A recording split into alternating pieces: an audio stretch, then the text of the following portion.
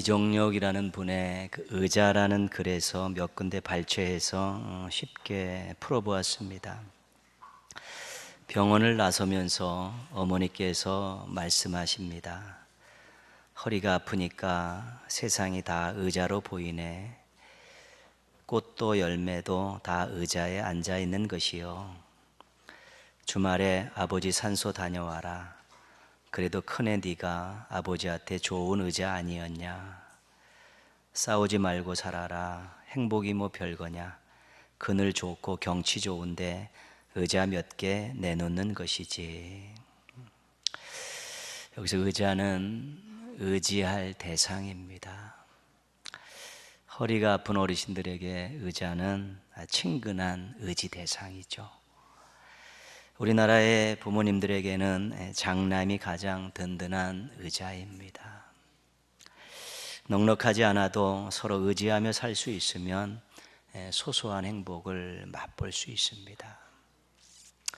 우리 인생 살아가면서 누군가 서로 의지할 수 있고 또 의지할 대상이 있으면 그나마 힘이 되고 또 용기를 얻을 수 있고 또 소망을 가질 수 있는 것이죠. 그런데 우리 신앙인들에게는 확실한 의자가 있습니다. 우리를 품어주시는 의자입니다. 우리를 쉬게 하시는 의자입니다. 우리를 도와주시는 의자입니다. 성경은 수도 없이 많이 이런 고백을 하고 있습니다. 여호와는 나의 반석이시요 나의 요새시요 나의 피할 바위시요 나의 산성이시로다. 이것은 하나님께서 확실한 의지의 대상임을 고백하는 아주 뜨거운 고백들입니다. 우리 주변에 의지할 것들이 있어서 우리가 도움을 받고 있지만 그래도 확실한 의자가 되시는 우리 하나님을 늘 섬기고 의지하는 가운데 인생의 행복을 더 많이 맛보며 살아가는 성도들 되기를 주님의 이름으로 축복합니다. 인생의 모든 기간이 한결같지는 않습니다. 희노애락이 섞여 있기 때문입니다. 준비하는 기간이 있으면 또 사역하는 기간이 있습니다. 고통의 기간이 있을 수도 있지만 또 기쁨의 기간이 있을 수도 있습니다. 도움을 받는 기간도 있고 도움을 주는 기간도 있습니다. 자신의 인생에 긍정적인 기간과 시간이 많을 때 행복을 더 많이 느낄 수 있고요. 부정적인 기간과 시간이 길어질 때 아쉽고 답답함을 맛보곤 하는 것입니다. 그래도 우리가 의미 있는 인생을 말할 때 빼놓을 수 없는 것은 영향력이라는 것입니다. 얼마나 많은 영향력을 끼치고 살아야하는가. 내 주변에 있는 사람들에게 얼마나 많은 영향력을 끼치고 살았는가. 우리 인생을 평가하는 아주 중요한 잣대입니다. 오늘 말씀으로 우리가 사무엘이라는 사람의 인생을 평가하는 내용을 살펴보고자 합니다. 그리고 우리 인생도 돌아보는 그런 시간을 갖고자 합니다. 여호수아가 가나안 땅을 정복하고 12지파에게 땅을 다 분배해 주었습니다. 그리고 이스라엘을 다스리다가 110세에 세상을 떠납니다. 여호수아 이후에 사사들이 일어나서 이스라엘을 다스리게 됩니다. 이 사사기 끝자락에, 사사시대 끝자락에 엘가나와 한나라는 부부 사이에서 사무엘이라는 아이가 태어납니다. 엄마의 서원 기도 가운데 태어났습니다. 그래서 젖을 때자 엄마는 이 아이를 엘리 제사장에게 맡깁니다. 근데 엘리 제사장의 이 아들들은 좀 불량배들입니다. 하나님의 제사를 멸시하는 자들입니다. 근데 그 가운데서 컸는데 사무엘이 잘 자랐습니다. 번나가지 않고 안 좋은 거 본받지 않고 잘 자랐습니다. 블레셋과의 싸움에서 언약궤를 빼앗기고 엘리와 아들들이 죽는 최고의 불상사가 일어났습니다. 그때부터 이제 사무엘이 이스라엘을 다스리는 지도자로 섭니다. 제사장으로서 또 예언자로서 사사로서 그가 이스라엘을 다스리는 지도자로 이제 등장하게 되는 것이죠. 오늘 13절 말씀에 보면 사무엘의 인생을 설명하는 중요한 표현이 한 가지가 나옵니다. 13절 중간에 보시면요, 여호와의 손이 사무엘이 사는 날 동안에 블레셋 사람을 막으심에. 사무엘의 인생의 일정 기간을 평가하는 아주 중요한 말씀입니다. 사무엘이 사는 날 동안에, 지도자가 된 이후에 사무엘의 인생을 말하고 있는 것입니다. 근데 어떤 일이 일어났냐면 하나님께서 역사하셨다는 것입니다. 하나님께서 능력의 손으로 도와주시는 일이 일어났다는 것입니다. 이스라엘의 허리 쪽에 붙어서 가시 같은 짓거리를 하던 이 블레셋, 늘 고민거리고 이스라엘 역사에서 가장 골치 아픈 존재입니다. 그런데 하나님께서 그 블레셋을 막아 주었습니다. 지도자로서 사무엘이 블레셋을 막아야 되는데 하나님께서 그 블레셋을 막아 주었습니다.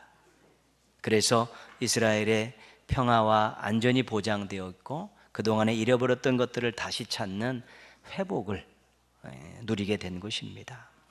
사무엘이 사는 날 동안에 하나님께서 함께 하셨습니다. 사무엘이 사는 날 동안에 하나님께서 도와주셨습니다. 그래서 사무엘이 살아있는 그 기간 동안에 이스라엘은 많은 혜택을 누리게 된 것이죠. 평안하고 안정적이고 잃어버렸던 것들을 다시 찾으면서 기쁨을 회복하게 된 것입니다. 사무엘의 인생은 영향력 있는 인생입니다. 굳이 오늘 말씀을 가지고 우리가 한번 이름을 붙여보자면 방패의 인생입니다. 나라와 백성에게 방패를 제공해 주었기 때문에 그렇습니다. 사무엘의 한 사람의 그 살아있는 동안에 하나님의 돕는 손길이 임해서 그 나라와 백성들의 안전과 평화를 보장해 주었고 그들을 하나님께서 든든히 지켜줄 방패와 같이 지켜주었기 때문에 그들이 참 행복한 태평성대의 시절을 보낼 수 있었다는 것이죠. 사무엘의 이 방패 인생이 나라와 백성들에게 큰 유익을 안겨주었다는 것입니다. 우리가 이런 내용을 여호수아에서도 볼 수 있습니다. 여호수아 24장 31절 말씀 보시면 이스라엘이 여호수아가 사는 날 동안에 여호와를 섬겼더라. 여호수아가 지도력을 잘 발휘했습니다. 그 여호수아는 모세의 비서실장으로 40년을 살았던 사람입니다. 애굽에서부터 요단 동편까지 모세의 옆에 붙어서 40년 동안 일어나는 모든 일들을 보고 듣고 경험했던 사람입니다. 여호수아는 애굽 왕 바로가 하나님께 무릎을 꿇는 것을 보았습니다. 여호수아는 하나님께서 홍해를 가르시는 것을 보았습니다. 여호수아는 광야 40년 동안 하나님께서 그 많은 백성들을 먹이고 입히고 지키시며 인도하시는 것을 보았습니다. 여호수아는 요단 동편과 요단 서편에 그런 많은 이방 족속들이 전부 하나님의 손에 의해서 패배하는 그 모든 현장을 누볐습니다. 하나님의 신실함과 능력을 보고 느낀 것이죠. 그 여호수아 가슴 속에 아주 분명하고 확실한 신앙이 자리 잡고 있었는데 그것을 그가 죽기 전에 이스라엘 백성들에게 아주 표명을 하죠. 오직 나와 내 집은 여호와만 섬기겠노라. 죽기 전에 한 말입니다. 그러니까 여호수아는 그 하나님의 놀라운 일들을 계속 보고 오면서 하나님이 최고이시고 하나님이 왕 중의 왕이시라는 이 사실을 분명히 경험했고요. 그 최고의 존재가 정말 보잘것없는 백성들을 택하셨다고 끊임없이 사랑으로 인도하시는 것을 인내하시면서 사랑으로 돕고 계신 것들을 몸소 체험하면서 하나님만한 신은 없습니다. 이러한 고백을 할 수 있게 되었다는 것입니다. 그런 고백을 가지고 있는 여호수아가 백성들을 지도할 때 가만히 있었겠습니까? 너희들이 섬길 신은 하나님밖에 없다. 너희들이 왕으로 모실 분은 하나님밖에 없다. 하나님을 떠난 인생이, 하나님께 등 돌린 인생들이 얼마나 비참하게 사는 줄 너희들 알아야 된다. 우리가 부족하고 연약하지만 끊임없이 우리를 사랑하시고 우리를 인도하신 이 모든 역사의 흔적들에는 우리 하나님의 손길이 있는 것이고 도우심이 있는 것이다. 너희들 하나님 잘 섬겨야 된다. 한눈 팔지 말아야 된다. 왔다 갔다리 하지 말아야 된다. 하나님 최고의 신으로 왕 중의 왕으로 그렇게 섬겨야 된다. 여호수아가 눈이 강조하고 그렇게 또 레인들을 시켜서 하나님 말씀을 가르쳤기에 여호와가 사는 날 동안에 이스라엘 백성들이 하나님을 잘 섬겼다는 것입니다. 여호수아의 인생은 영향력 있는 인생이었습니다. 굳이 우리가 이름을 붙여보자면 뿌리 인생입니다. 백성들의 신앙을 흔들리지 않게 붙들어 주었기 때문에 그렇습니다. 여러분의 인생이 영향력 있는 인생이 되었으면 좋겠습니다. 사무엘의 인생, 여호수아의 인생, 사무엘의 인생이 백성들에게 정말 얼마나 많은 평안과 안정과 회복을 주었는지 모르고, 여호수아의 그런 인생이 그 백성들의 신앙을 아주 견고하게 잘 지키는 인생인지 모릅니다. 그렇기 때문에 우리들의 인생이 우리 주변에 있는 사람들에게 큰 유익을 줄 수 있는 인생이라면, 그런 영향력을 줄 수 있는 인생이라면 하나님이 주신 인생을 잘 가꾸고 계신 것이고, 하나님이 주신 인생을 잘 가꾸어서 하나님께 다시 제물로 올려드리고 있는 것입니다. 모쪼록 여러분의 인생이 영향력 인생이 되어서 주변에 있는 많은 사람들과 공동체를 돕는 아름답고 멋진 인생들 되시기를 주님의 이름으로 부탁드리겠습니다. 사무엘이 사는 날 동안에 이렇게 영향력 있는 인생, 방패 인생이 될 수 있었던 이유가 무엇일까? 하나님이 손을 움직이게 할 수밖에 없는 그런 원인이 무엇이었을까? 오늘 12절 말씀에서 우리가 한 가지를 찾을 수 있습니다. 12절 말씀 같이 한번 읽겠습니다. 사무엘이 돌을 취하여 미스바와 센 사이에 세워 이르되 여호와께서 여기까지 우리를 도우셨다 하고 그 이름을 에베네셀이라 하니라. 아멘. 사무엘 사역의 초기에 있었던 일입니다. 지도자가 되자마자 블레셋이 쳐들어왔죠. 그때 사무엘이 기도했고 하나님께서 승리를 안겨주셨습니다. 이 승리의 이 기쁨을 가지고 사무엘이 돌을 세운 것이죠. 미스바와 센 사이에 돌을 세우고 그 이름을 에베네셀이라 이렇게 명명을 했습니다. 도움의 돌, 이런 뜻입니다. 근데 그 도움의 돌이라는 에베네셀의 그 돌에 새겨 있는 그런 고백은 무엇인가 하면 하나님께서 여기까지 우리를 도우셨다 그랬죠. 그러니까 사무엘이 지도자가 돼서 역사를 뒤돌아가서 쭉 훑어보니까 오늘 블레셋에서 승리하는 이 순간까지 하나님께서 끊임없이 계속해서 도와주셨다는 것입니다. 그래서 그것을 지금 고백하고 있는 것입니다. 이 돌 하나 세우는 것이 무슨 의미가 있겠습니까? 그 안에 하나님께서 여기까지 우리를 도와주셨다라는 고백을 담아놓고 있는 것이죠. 사무엘은 인정했습니다. 하나님의 도우심을 인정했습니다. 이것은 우연히 된 일이 아니고 인간의 힘으로 된 일이 아니다라는 것을 분명하게 인정한 것이 에베네셀이라는 돌을 세운 것입니다. 하나님이 도와주셨기에 가능했습니다. 하나님의 도움이 있었기에 가능했습니다. 하나님이 여기까지 도우셨기 때문에 우리가 지금 승리의 함성을 부를 수 있고, 하나님께서 여기까지 우리를 도우셨기에 우리가 축복의 땅에서 여전히 생존할 수 있었습니다 라고 하나님의 도우심을 인정하는 그런 단을 쌓고 하나님께 영광을 돌린 것이죠. 그것이 사무엘의 사역의 초기에 있었던 일입니다. 우리 찬송가 가운데 우리가 이 에베네셀을 고백하는 귀한 찬송들이 있죠. 많이들 부르시고 또 감격하시고 그런 찬송이 있죠.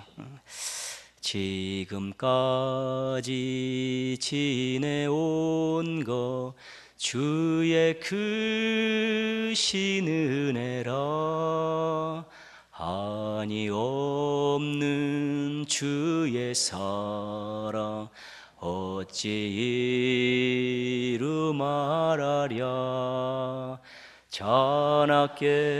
자나깨나 주의 손이 항상 살펴주시고 모든 일을 주 안에서 형통하게 하시네. 이것이 우리가 하나님의 은혜를 생각할 때마다 부르는 찬송 아니겠습니까?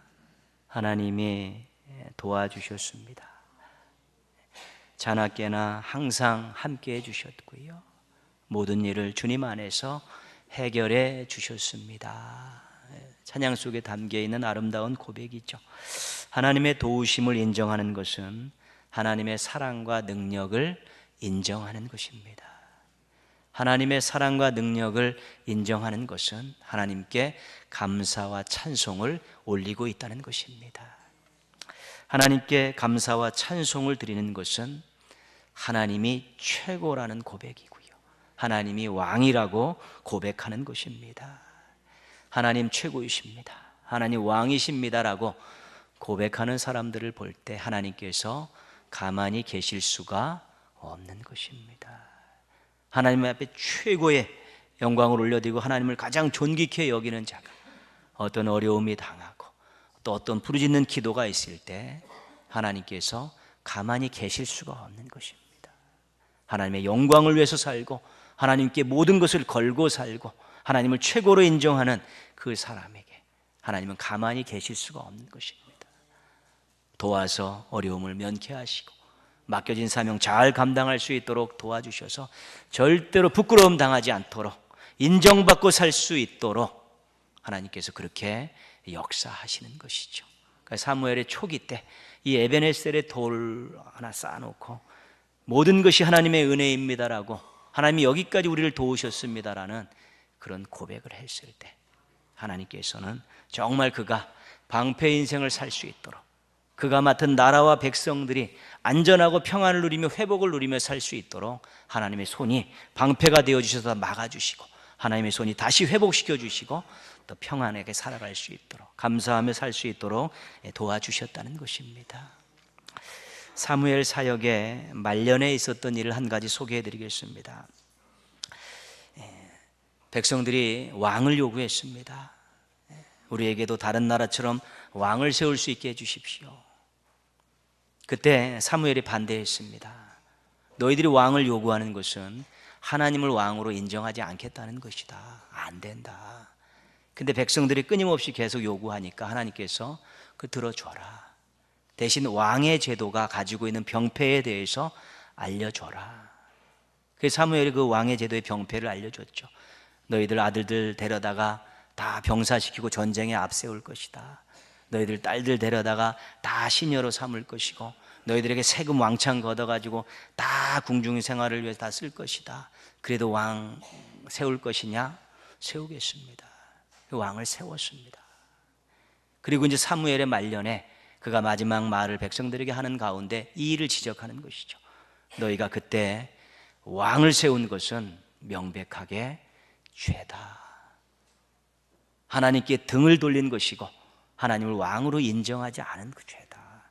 너희들은 그때 필요해서 막대거지를 써서 너희가 얻어냈긴 했지만 정말 큰 죄였다. 그러니까 백성들이 두려운 마음에 우리를 위해서 기도해 주십시오.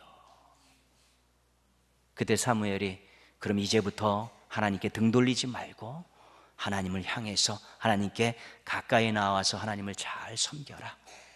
그러면서 뭘 말씀했냐면 사무엘이 이렇게 말합니다. 나는 너희를 위하여 기도하기를 쉬는 죄를 여호와 앞에 결단코 범하지 아니하고 선하고 의로운 길을 너희에게 가르칠 것이라. 나는 지금까지 너희를 위해서 중보기도 한 것 쉬어본 적이 없다. 내가 기도를 쉬는 것은 하나님 앞에 명백한 죄임을 알기 때문에 지금 기도해 달라고 하지만 이전부터 나는 너희를 위해서 기도한 것 쉬어본 적이 없다. 계속 기도했었다. 그리고 기도하면서 말씀으로 너희들을 계속 가르치려고 노력했다. 그 이야기를 지금 백성들에게 들려주는 것입니다. 사무엘은 믿고 의지했습니다. 하나님만이 이 백성들을 살리실 수 있고 하나님만이 이 백성들을 인도하실 수 있는 유일한 분이라는 것을 믿고 의지하면서 끊임없이 중보기도했던 것입니다. 하나님의 능력을, 하나님의 사랑을 의지하면서 하나님 아니면 안 됩니다. 이 부족한 백성들, 이 연약한 백성, 이 말썽꾸리 백성들 하나님 아니면 인도하실 분이 없습니다. 하나님 아니면 이들을 제대로 된 길로 인도하실 분이 없습니다. 그렇게 하나님께 모든 백성들을 다 맡기며 중보기도를 하면서 끊임없이 내가 이 죄를 멈추는 것이 죄다, 백성들을 위해 기도하는 것이 죄라라는 그런 의식을 가지고 계속 중보기도했던 것이죠. 하나님 아니면 안 됩니다. 하나님의 사랑과 능력만이 이 백성을 살릴 수 있습니다라고 끊임없이 눈물로 간구했을 때, 중보기도했을 때 하나님께서 팔짱 끼고 계실 수 없었다는 것입니다. 그 손을 푸실 수밖에 없었고 그들을 향해서 은혜를 베풀 수밖에 없었다는 것이지요. 영향력 있는 인생이 얼마나 많은 사람들을 살릴 수 있는지 모릅니다. 영향력 있는 사람이 주변의 사람들을 얼마나 많이 행복하게 했을지 모릅니다. 한 사람의 영향력 있는 인생이 수많은 인생들을 새롭게 만들 수 있고 아름답게 만들 수 있고 소망 있게 만들 수 있다는 것입니다.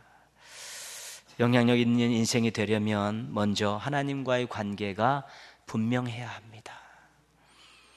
영향력이 하나님으로부터 오기 때문에 그렇습니다. 어설픈 신앙 가지고 선한 영향력을 끼치는 인생이 될 수 없습니다. 하나님 앞에 예배를 드리는 것도, 하나님 앞에 무엇을 구하는 것도, 하나님의 뜻대로 살려고 몸부림치는 것도, 정말 잘은 못해도 그래도 열심히 하려고 하고 제대로 하려고 노력하는 그 모습이 우리 하나님께 감동이 되는 것입니다. 하나님께 등 돌려서는 아무것도 아닙니다. 하나님께 등 돌리는 순간 하나님과 가장 멀리 있는 존재가 되는 것입니다. 그렇죠. 서로 마주고 뺑 돌아야지 다시 얼굴을 볼 수 있기 때문에 그렇습니다. 그러나 하나님께 가까이 가려 하고 또 하나님 앞에 서려고 그런 노력하는 그런 모습을 통해 우리 하나님께서 네가 부족한 걸 네가 알고 있고 연약한 걸 알고 있음에도 나를 의지하고 내 사랑을 바라보고 내 능력을 의지하면서 제대로 살려고 노력하는구나. 그런 것들이 하나님께 감동입니다. 무언가 우리가 어떤 것들을 해가지고 뭐 업적을 드리는 그런 것들은 그 업적 자체도 하나님 주신 열매죠. 우리의 공로가 아닙니다. 그러나 하나님 앞에 제대로 순려하고 하나님이 하셨습니다. 하나님밖에 없습니다. 이런 사무엘과 같은 여호수아와 같은 그런 절대절명의 마음을 가지고 하나님 앞에 매달릴 때 하나님이 우리로 하여금 우리의 인생의 일정 기간이 또 영향력 있는 인생으로 살게 되는 것이지요. 선한 영향력의 반대말은 민폐입니다. 내 인생이 다른 사람의 인생에 민폐를 끼치면 안 되는 것입니다. 그러나 하나님 앞에 서서 하나님밖에 없습니다. 하나님의 은혜가 절대로 필요합니다. 하나님 도와주셔야 됩니다. 모든 영광 하나님께 돌립니다라는 그 자세, 그 마음만 가지고 있으면 절대 민폐 인생은 안 됩니다. 누군가에게 영향력을 끼칠 수 있는 인생이 되어질 수 있는 것입니다. 우리 주변의 글과 노랫말들에 어머니를 주제로 한 것들은 무진장 많습니다. 뭐 책들, 글들, 노랫말들, 어머님을 주제로 한 내용들은 수도 없이 많죠. 근데 그 글과 노랫말들을 보면 공통적으로 두 가지 크게 다가오는 어머니를 설명하는 단어가 두 가지가 있습니다. 하나는 고생이고 하나는 사랑입니다. 그거는 꼭 빠지지 않습니다. 왜 우리 어머님들은 그렇게 고생만 하셨는가? 시대가 그렇고 자녀들 키우느라고 그러셨겠죠. 그럼에도 불구하고 그 마음속에는 항상 사랑이 있었다는 것이지요. 그 어머님을 설명하는 모든 내용들에 나와 있는 것이죠. 우리 어머니들이 살아계신 동안에 가장 많이 사용하신 사랑의 언어가 무엇일까? 뭐지에 나와 있지는 않습니다. 근데 우리 어머님들이 살아있는 동안에 가장 많이 사용하신 사랑의 언어가 무엇일까? 노랫말들과 또 쓰여진 글들을 많이 읽다 보니까 몇 가지가 눈에 들어옵니다. 동의하실는지 모르겠습니다. 밥은 먹었냐? 아픈 데는 없냐? 하고 있는 힘들지 않냐? 그 세 개가 가장 많이 하신 말인데 가장 사랑이 담긴 말이죠. 밥은 먹었냐? 몸은 아프지 않냐? 일은 힘들지 않냐? 그렇죠. 근데 그때는 그게 사랑의 언어인지 몰랐죠. 내가 몇 살인데 굶고 댕기겠냐? 뭘 그런 것까지 알라 그러냐고 막 뭐 그렇게 막 퉁박을 주었어. 나중에 지나고 보니까 그것이 사랑 담은 언어였다는 것이죠. 이런 것들을 다 모아가지고 또 엑기스를 내보면 한 가지 문장으로 정리가 될 수 있습니다. 어머님의 사랑의 언어가 니네만 괜찮으면 나는 됐다.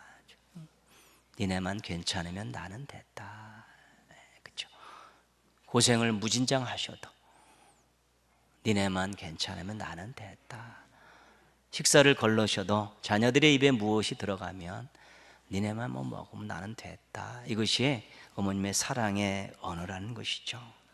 살아있는 동안에 이런 말들을 하면서 고생과 사랑을 즐겨 하셨던 분들이 우리의 어머님들입니다. 이런 어머니들을 꽃으로 태어나 들풀로 살아간 인생이라고 그렇게 평가하는 분도 있습니다. 우리 어머니들은 살아계신 동안에 아낌없이 사랑하며 살았던 영향력 있던 인생들이라고 우리가 말할 수 있습니다. 지금까지 우리가 오랜 세월을 또 살아왔고요. 앞으로도 우리가 살아가야 될 인생의 기간들이 많이 있습니다. 오늘부터 내가 살아있는 동안에 영향력 인생을 살아야겠다, 이런 결심들을 한번 해보셨으면 좋겠습니다. 우리가 부족한 것, 많은 존재라는 거 다 인정합니다. 그러나 우리 하나님께서 우리 인생의 모든 것들을 주관하시기 때문에 우리가 하나님과의 관계를 잘 맺고 살면 우리가 살아있는 동안에, 살아가는 동안에 영향력 있는 인생이 되어질 수 있는 것입니다. 꼭 인생의 전체 기간이 그렇지 않더라도 일정 기간이나마 그래도 영향력 있는 인생으로 살아야겠다라고, 내 인생의 이종의 이 기간은 내가 영향력 있는 인생으로 살았다라고 그렇게 감사하며 고백할 수 있다면 그것도 아름다운 일이기 때문에 그렇습니다. 때로는 내가 아픈 순간에도 내 치료의 기간, 이 기간 동안도 누군가 나를 보면서 용기를 내고 하나님을 찾았다면 그것도 영향력 있는 인생이 될 수 있는 것 아니겠습니까? 내가 정말 물질적으로 궁핍하게 살았지만 누군가 그 힘들게 살아가는 나를 보면서 그래도 위로와 용기를 받고 소망을 얻었다면 그 기간도 영향력 있는 인생의 한 부분이라고 할 수 있지 않겠습니까? 우리가 부모님들이요, 우리 부부가 살아있는 동안 자식들이 하나님을 잘 섬겼다, 이런 평가를 받으면 얼마나 좋겠습니까? 그래도 우리 부부가 살아있는 동안에 우리 자녀들이 하나님을 잘 섬겼다, 행복한 일 아니겠습니까? 내가 살아있는 동안에 내 주변에 있는 사람들이 그래도 많이 웃었다, 그것도 의미 있는 일이고요. 오늘 우리들이요, 우리 세대가 살아있는 동안에 교회가 건강했고 다음 세대들에게 건강한 교회를 물려주게 되었다, 이렇게 고백할 수 있어도 우리 인생 값진 인생 아니겠습니까? 영향력 인생을 살기 위해서 하나님의 주권을 먼저 인정하십시오. 그리고 하나님의 사랑과 능력을 믿고 의지하십시오. 이 확실한 믿음과 간절한 기도가 하나님의 손을 움직이게 하는 것입니다. 그래서 우리의 인생을 추스려 주시고 우리의 인생을 세워 주시면서 우리의 인생을 통해서 주변에 있는 인생들과 공동체에게 좋은 영향력, 선한 영향력을 끼칠 수 있다면 하나님께서 우리에게 주신 인생 잘 살고 있는 것이고 잘 갖고 가고 있는 것입니다. 한 번 살아가는 인생이지만, 한 번뿐인 인생이지만 그래도 하나님이 인정하시고 주변 사람들에게 조금이나마 기쁨과 유익을 줄 수 있게 살아가는 거라면 우리 하나님 앞에 섰을 때 부끄럽지 않은 인생이 되어질 수 있는 것입니다. 남은 인생 살아있는 동안에 또 여러분의 인생의 일정 기간에 충만하시고 선한 영향력을 끼치는 멋진 인생들 되시기를 주님의 이름으로 축원합니다.